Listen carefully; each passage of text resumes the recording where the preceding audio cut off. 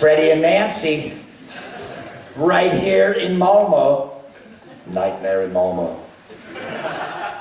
Well, you know, Heather and I are ready to answer any and all questions about our careers.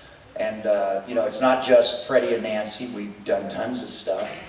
Heather was a busy actress before and after the first Nightmare and did several television series and stuff, and as well as me. So if you guys want to ask us any questions about our careers, or I think, you know, within reason, our personal lives. You know, Heather doesn't like to talk about her espionage work. But other than that...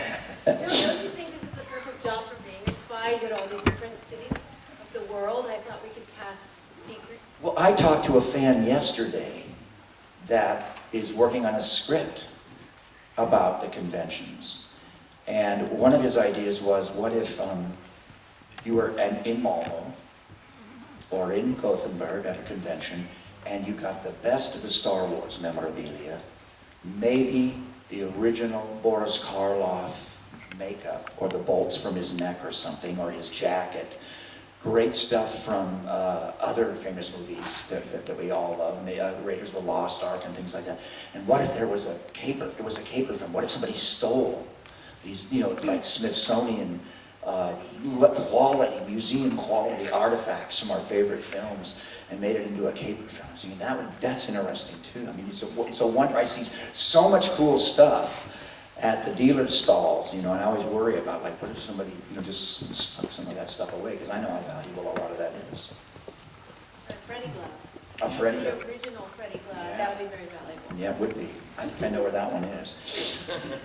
Okay, so we'll just, I mean, I see you out there. You've got a mic for the audience? Almost. Oh, all right. We have a technological error. We could do a poll. Why don't we poll the audience? Their favorite Nightmare on Elm Street. Yeah, what do we think how many people like Nightmare 1? Raise your hand as the best. I think it won. Oh, that's it. Okay. Yeah, you know, it's strange, because I'm going to tell you, I think if I had to bet money on it, over the years, I think Part 3.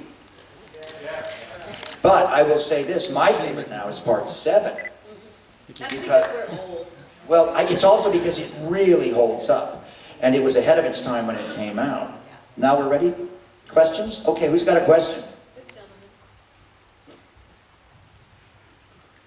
Was there any truth to the actual new Nightmare movie, actually, that the actors were actually afraid of the inner demons they had from the original Nightmare on Elm Street? Heather, you answer that, because Heather worked on the script with Wes.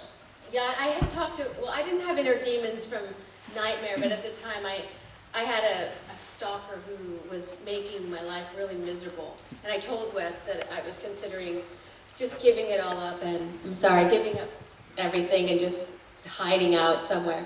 And I think Wes really liked that idea that because of what I had done in my career, I was now having this person, you know, intruding into my life. And so he translated that to Freddy intruding into my life, and then he had him intrude into everyone's life that he had come into contact with.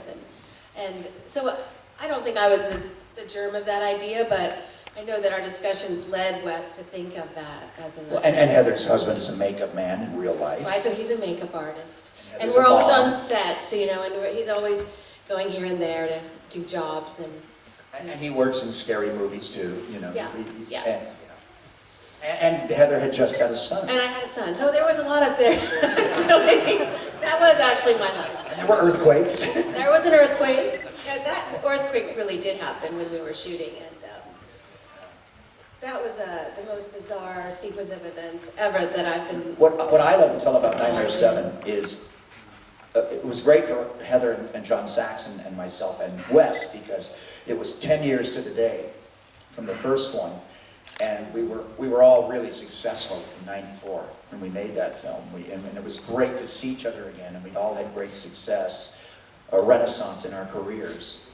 But the scene that was cut, one of the things that I loved that attracted me to the script originally, plus all of the stuff with Heather, was Robert Englund was haunted by the success of Freddy. And there was a sequence where I'm in bed with my wife, and I'm asleep and I'm tossing and turning. I'm having a nightmare. And we go into the nightmare, and it's Robert Englund in a spider web, homage to the original Fly, the Fly film. And I'm cocooned in a spider web, and a giant spider is coming down at me.